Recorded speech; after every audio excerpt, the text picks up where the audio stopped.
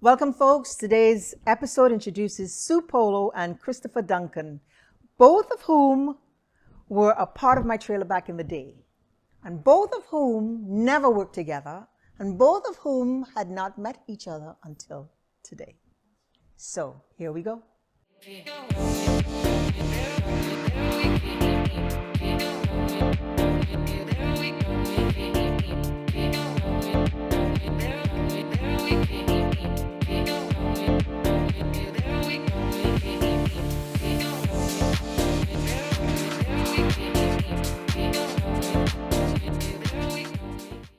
Hello, Ozzy Stewart here. Welcome to Season 9's Thank You Project segment of our On The Call podcast network experience. I appreciate you tuning in, and on this episode, I'm shining light on Sue Polo and Christopher Duncan, both artists and more, but played important parts in my 2012 trailer. Please like, follow, share, drop a comment, support via our donate, our store, or our members pages on Inside the Call. So I'm going to give you a little bit about Sue first. She's the woman, right? Women come first. We'd like to think. Anyway, Sue Polo went to SUNY New Paltz for a BFA in painting in New York. That's New Paltz, New York. She worked in video and TV as a storyboard, backdrop design, and makeup artist, and as a 3D designer for FAO Schwarz Windows.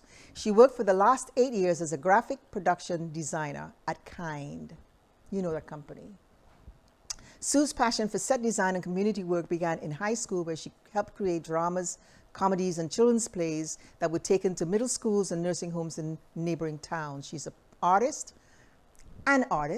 poet, singer-songwriter. She created stage sets for the alternative New Year's Day spoken word performance extravaganza for over 10 years, such as Palante a la Luz and Solaris, which reflects the thematic issues that the event has highlighted since its inception. Say that again. Such as the celebration and preservation of our planet's natural wonders, climate change, social justice, and the power of the spoken word. She has participated in many Figment events on Governor's Island as a sculptor with the 7 kinetic works titled Umbrella Reliquary 1 and 2, and smaller pieces utilizing found objects, emphasizing the importance of repurposing materials. As a singer-songwriter, she is active in the downtown spoken word and music scene, committed to providing a platform for both spoken word artists and musicians. She was the main curator for 25 years of the Saturn series, which featured guests and open mic, and is presently on hiatus due to COVID. Hopefully that picks up again. It'll keep her another busy thing for her to do. She's always busy. Sue studies at the Arts Students League. Her love of painting, still life and landscape, currently in watercolor, is ongoing. Her Instagram is SkylarkSinging1. Follow her. Now we get to Mr. Christopher Duncan. Here he is. Originally from Cape Town, South Africa, Christopher Duncan has lived in England and the US, where he has been residing for 24 years, making him a British South African American.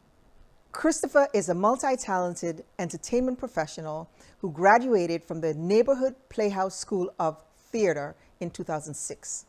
With over 5 years of experience as a financial aid advisor and promoter at the same institution, Christopher has demonstrated his commitment to the arts in various roles. He is an exceptional artist with a passion for painting, writing, playing guitar, singing, and songwriting. Christopher's latest creations include a children's book and music recordings, which he is currently in the process of publishing, along with new artwork. Christopher Duncan. And now we go to the questions. We are going to start with Chris. All right. What inspired you to pursue a career in entertainment? It's always something that I've wanted to do from the youngest age. It's exactly who I am. Where did it start? In South Africa. My brother and I used to watch movies, recite the whole movie, learn it by heart, and then act it out. And it just grew from there. But it didn't have a lot of, I'd acted a bit, but didn't have a lot of opportunities to study it. And when I finally made my way to the United States, I was able to go to the Neighborhood Playhouse. I didn't even try any other schools. I just went straight to the Playhouse, got in, and loved it. What got you? Why Neighborhood Playhouse? I mean, I loved the technique that is taught there, the Meisner technique. There's a lot of different schools and a lot of types of training that you can undergo there. But I liked the Meisner technique resonated with me because it's about living truthfully in the moment. But why the neighborhood for Meisner? Because there's so many places to do Meisner, right? There is, but this is where Meisner developed his technique. So it's basically known as the home of the Meisner technique. Yeah. Right. Yeah. How did studying there shape your creative abilities? A lot. I mean, because it's again, the technique is about living truthfully under imaginary given circumstances. That's how they define the Meisner technique. But it's not just in acting. It's in daily life. It's being able to read a person, being able to read the situation, being able to be truthful in your interactions, you know? So now we're going to go to Miss Sue. So Miss Sue, what inspired you to pursue your passion for set design and community work? Interestingly, I think when I was 6 or 7, my dad used to take us, the whole family, to the Palisades, and we'd hike along the water there, and I found blue plastic washed up. And I asked my mom for a soldering iron so I could cut it up and make stuff out of it. I was just like that from the get-go. Yeah. And I think making up stories also when I was a child. I had big plans. But even cut up my shoes. I had suede shoes. I got some glue, shoe glue, and made little animals out of it. As you do. Endless. Yeah. It still is. How did your experience working in video and TV as a storyboard, backdrop design, and makeup artist shape your career path? Oh, I love that. I worked at a video company as the girl, which is why I left finally, because they couldn't stop calling me the girl. Have the girl do that. I'm like, that's enough already. But one of the producers asked me if I could do a storyboard, and I said sure.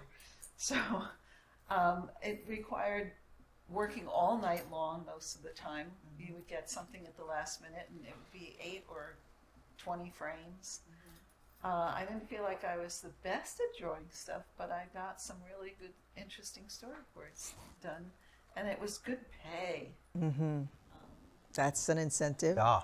Can you tell us a bit about your work as a 3D designer for FAO Schwarz windows? Oh, yes. I was out of work, and I had an interview somewhere in that same building. Then it was the GM building, I believe. And I was so excited about this interview for as a graphic artist, right, for advertising company, big advertising company. And it turned out that the guy only wanted to see me because he heard that I had a pet iguana. Okay. And, going through the portfolio, there's the iguana drawing, on, back then it was Tips Rio graphics, really futuristic stuff at the time, but on Sun Microsystems. And then that was the end of the meeting. I was so annoyed, and downstairs was FAO Schwarz. So I was all dressed up, and I had my portfolio, and I walked in, and for some reason I decided to pretend to be French. Because I wanted an interview right away. Right. So I was like, I'm only visiting, and, in some fake French accent. Right. And the secretary said, oh, well, the person will see you. He's very handsome. That's what she said to me. So I said, okay, that's cool. So What do you say to that, right? he was very handsome. Right. But it was adorable to meet him. He looked just like Tom Hanks in Big. Wow. Same outfit. Right. And I had seen they had these very thick wooden cutouts of caricatures. So I told him, because when I was doing the storyboards, I ended up having to do some cutouts for the shoot of caricatures to put around like these animals and cutesy things for a talking bear in Central Park. That was the shoot. So I said, "Oh, I could make those a lot cheaper for you out of foam core." In a French accent. Yes. Yeah. I'm not even going to try. Bonjour. Yeah. So he walked me around like really fast. We had rush around the store. He goes, "Can you do Madeline for the front windows? I need a big sign, two-sided." Madeline who? Khan? Little Madeline. Oh. Is it Madeline, right? Who lived at the Hilton, and it was a storyboard character, a story character. Okay. French, little French girl. And so I said I did it, and that paid well too. Well, not really, but. So what happened to the French accent? How did you manage to pull that off? And also, did you get, you got when I hired? met him, I didn't do the French. Was it like, did you get hired? Yeah. Wow. And so I worked there for a couple of years. Okay. And did all sorts of in-store stuff. I did these robot signs, lots of signage. I could cut out a piece of Gak Splat for Nickelodeon in like 2 minutes. Wow. I became very expert at X-Acto knife, and still am.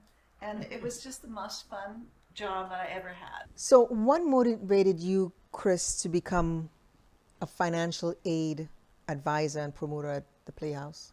So after I graduated, I did you typically do the first year and then you get invited back for the second year. That's the way it was when I was there, and I got invited back for the second year, which was incredibly, it was a great honor. Sure. And then when I was done with that, the then director of the Playhouse, Harold Baldridge, asked me if I wanted a job, because the guy that was doing financial aid advisor was going to leave. So I took the job.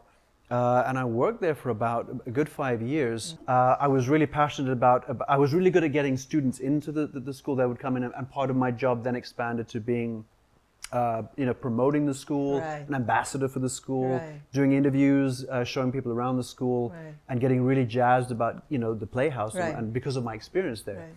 But I was crap at financial aid. But you Right. loved the school. Oh, so that I was- adored the school. I want to get into some of the travels, because you've lived in a couple of very interesting places. Yeah. How did that affect your art or influence your art? That's a really good question. So I was born in South Africa Right. to British parents, Right. and so I'd lived there, traveled a lot in the country, and then because my parents were British, I was able to get a British passport. Right. So I was about 25, 26, I guess. So now you have dual citizenship, or you had to give one up? So I had to give one up, but I can still I could get them if I wanted to. Got But I it. mean, having an American passport is quite handy. Right. But because I lived in London, it's so completely different to South Africa. So Cape Town, growing up in Cape Town, you've got the mountains and the ocean, and then you've even got deserts further up north. And so that kind of it shaped it in one way or another. And I painted a lot in South Africa in my experiences there. I didn't paint a lot in the States, but when I came to this, when I was in England, but when I came to the States, I just suddenly, I don't know why, but I just suddenly started painting a whole hell of a lot. Like, anything that came to mind. Love your work. Thank you. Yeah. Thank you. And hers too. Thank you. Yeah. you so much. It's very different. Yeah, I'm sure I'd love to take a look at it. Yeah. Yeah. Guys have Yeah. a lot to say Yeah. to each other actually. So you discovered your passion for painting, writing, and music here. So I'd learned to play a guitar in South Africa, and painting was just something that I'd always done. But coming to the States, because I had more time and more space, I was able to sort of, allow the inspiration to take me where it needed to take me. So I'd get inspiration from different things. So I really consider myself, in terms of my painting, a conceptual artist. I don't paint in the traditional sense of like, there's a landscape, there's a portrait. No, you don't. And it's very great. abstract. Yes. I get inspiration from shadows, from textures, Yes. from stuff that I'd love to be able to recreate that. Yeah. And so I'll just run with it. I'll get this idea, no matter how kooky it is, run with it, and then once it comes to an end on its own. Right. You know, I'm like, I've done all I needed to do with that particular concept. Now I'm gonna find something else, and it just comes up. Yeah, and you paint a lot. Yeah. Is your house full of them. all the walls? Yeah. I think we have one painting is a jigsaw puzzle of 2,000 pieces of the Last Supper. That's, I think, the only painting in the house that's not mine. Everything else is just like all the way down the stairs in our apartment. It's just like, put the damn paintings on the wall because they're taking up space. So it's like an impromptu gallery. So maybe there's a future in that somewhere. Okay. Yeah. I see some wheels turning. Yeah. So, Sue, what motivated you to participate in the Figment events as a sculptor? And also, then you were also repurposing materials, no? Yes, I was. I'd find stuff on the street. There's a lot of stuff on the street Yeah. in New York. And there's also fine art, which I found on the street. Yeah. But I just, things catch my eye. And then I, as you said, go with it. Yeah. You just have all these great materials. I like kinetic art. I like something that makes a sound. So, and I made the umbrella reliquaries were a big pole, it's like about 7 feet, 6 feet, 7 feet, and it has like soft foam I cut out into patterns, and hang things from it. Oh, that's so cool. Chimes, found more foam, cut out characters, just swirls. It just was so much fun. Yeah. And put it on, try to get myself situated where it would be windy, right on the edge of Governor's Island, always windy. And it spins with the wind and tinkles. So it's a wonderful thing. What got me interested in, I don't know. the Figment event. That's Figment event. Yeah, that's Figment. I just like making stuff. So then the Saturn series, when we look at that, how did you get involved as the main curator for 25 years? That's a long time. I went to a poetry reading at Le Figaro years ago, and the curator didn't show up. And it was such a nice place, and there were 2 other people waiting.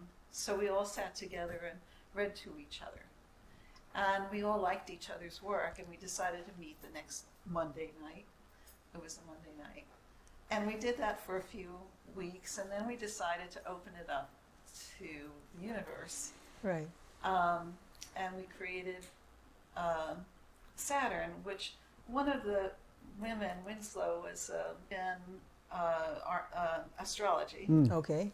And she felt Saturn was something, kind of work that everybody had to do, and and then they would bring their work. And I wanted to name it something else and have it at different places, because back then that was when not TikTok, but the internet was forming and developing, and we could tell people where we were on the spot. Right. But we found a place, and we ended up moving to different places over time, and turned out to be 4 of us as the curators, but then the other 3 moved out of town, so Got it. I stuck with it. Okay. Very cool. How has your artistic background influenced your work as a graphic product designer at Kind? I love computers. I work on any computer. Before Kind, I was at UNDA. I was the secretary, right? You a secretary? An administrative assistant. Okay. while I was there, I learned everything that was Got it. there. But Got it. I also was the person that would type up the copy for Right. them to use in whatever they were doing. They Right. were a turnkey and a new system. They were in SIGGRAPH. It was a very big deal. I was very proud to be part of that, the startup of the first copiers that printed from the computer. That is so cool. Yeah. As a design director, you would create the packaging for Kind, I would and take the designs Yeah. from the designers yeah, and I'd make them fit into the die line, which I'd have to clean up from the printer and make it work so that we would send to pre-press, but it had to get printed perfectly, everything fit right. I'm an expert at Adobe Illustrator and somewhat good at Photoshop. But mostly, all this was done in Adobe Illustrator. wow. Yeah. Yeah. And that's come When I- such a when I long hear way those- as well. What's that? Amazing. It's come such a long way. The Adobe suite is just incredible. Yeah, so I love that. It's very technical, very creative, colorful. And Kind limitless. was You've got great. like zero limits. You can do anything you like. Oh yeah, but Yeah. you have to do what they like. Oh yeah. So, But before that, I worked at like places that did work, that took in work for like Maybelline, and I had to do all this color stuff with eye makeup and Wow. hair color. And which did you it's prefer? rocket If you had to look, science. if you had to Yeah. look at both of them, which side do you prefer, the Kind or the? Kind, just working for one company. Yeah. Because those were everything, liquor would come in, we'd do that, and it was just kind of insane. But I really liked Kind very much, and it's a really great product. And the company? Yeah, Were you and like we the had a lot company? of fun. Okay. They took good care of us. Good. That's good to And, hear. I don't know how they're doing without me, but Kind company being kind is a wonderful thing, you know? Yes. So, Chris, can you give us a sneak peek into your upcoming children's book and music recordings? Yes. So I like I said, I've been writing for the longest time. As soon as I knew enough chords on the guitar, I began writing. I wasn't interested in doing anybody else's recordings, so I started writing my own stuff. Right. So I'm going back to a lot of the stuff that I started writing years ago and Okay. finishing that up. Okay. And then the children's book is a story that I told my niece and nephews years ago. Just a silly story, a made-up story. And then I decided that I was going to just write that up to give to them. Just as remember that story that I told you, here it is. And then it just became a book. And then I shelved it for the longest time, and then I recently rediscovered it. And so I'm in the process of getting it self-published. I'm going that route. Yeah. Good. Publishing is a tough route. It is. I It have is. a book too. Yeah. I don't want to self-publish it, but Yeah. I have two chap hooks that I had self-published. Wow. But it's a Yeah, lot of it's work. brutal. Yeah. Any other creative projects that either of you is working on outside of what we spoke about? The children's book, music, the music that you're doing. What's happening there?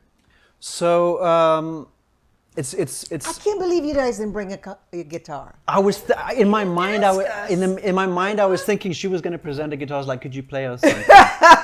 But maybe we Gotcha. can do another segment just on that. I'll Right. gladly Yeah. play. Yeah. Okay. So as my abilities have increased, a lot of the stuff that I wrote years ago, I'm playing it differently now, Oh. and I'm like, oh, I like that. Right. So because I'm self-taught, there's I started with a lot of the folk stuff. Yeah. Simon and Garfunkel, all the stuff from the 70s, Yeah. Crosby, Stills, Nash and Young, and Yeah. that whole 70s movement. A lot of finger picking, so that's my style. So it's very old-fashioned in terms of today's music. I love finger picking. But I love a genuine music, whether it's genuine singing, Yes. genuine writing, genuine playing. There's none of the effects BS. Yes. It's just genuine, raw music. Yeah. So I'm sort of revisiting that, and just I didn't want to take lessons because I didn't want. I wanted to develop it organically. I don't Right. I don't even know what fucking chords are. Right. You know what I mean? I'll Right. just like I don't know what that is, but it sounds good. Right. And I know what's going to come next because that sounds good as well. Now I've Right. got a riff, Right. and so I'm just working on that So all the how time. do you record? How do you get back to that again? I mean, how do you lay that down on paper so that you get back to it? I don't. I just memorize Wow. it. It's all muscle memory. Okay. So, and then I do have a recording device that I'm trying to figure out how to. Unlike you, I'm not terribly, technically proficient. Neither am I. So I'm just learning to. But it's similar to that little recording device over there, like a Tascam. So I'm sort of trying to put down tracks on that. Right. Where it's going to go, I don't really know. But I don't create with any end game in mind. Like Right. I see myself in a gallery, or I see myself, as a recording artist or as a Right. rock star. I create Just because I something have that to. you're doing. I absolutely have to. It's just in me, and it's got to come out. It's got to come out. Right. So you guys were part of my trailer. Did you know anything about the storyline of the trailer? Do you remember? Yeah. Did you know anything about the I storyline? remember. You remember the storyline? Yeah. Yeah. I remember I kept calling it the sweeter spot, I think. Sweet spot. Yeah, but I kept calling it the sweeter the spot. sweetest Yeah. spot. Always like the sweetest spot. Yeah. Okay. So we're going to get into it on Inside the Call, folks. And in the meantime, I really, really wanted you guys to be here because you're a part of a past and part of a story that has been impactful to me, and it's still impacting me and others because of the main character of the story. And it is still impacting us 20 years after his passing. Yeah. So we're all, and you'll see one of the episodes, we're all need a bit of closure Yeah. and reconnection Yeah. and revisiting. So I really appreciate you guys coming on, because it all happened, the trailer all happened sort of like this fast. Yeah. Right? And all the people who surrounded it, I'm trying to connect in some way, but you guys are the first. That's cool. Thank you very, Fantastic. very, very much for Thanks coming for in. having us. Yes, you're most welcome. And so, in parting, thank you, Sue and Chris, You're for very spending this welcome. time with me, with us. Thanks to Cheese and our OTC team. That's what he's called. And to you, my audience, for spending your valuable time with us today. Like I said before, please like, follow, share, drop a comment on YouTube, would you please? And join us, support us on the Inside the Call membership page on our website, exclusive conversations to you, for you. But please care to share. And when you are on your beat, stay on the sunny side of the street safely. Be health conscious and kind to one another. And don't forget to give thanks for the little and big gifts as we strive through and to this beautiful life. See you on Inside the Call.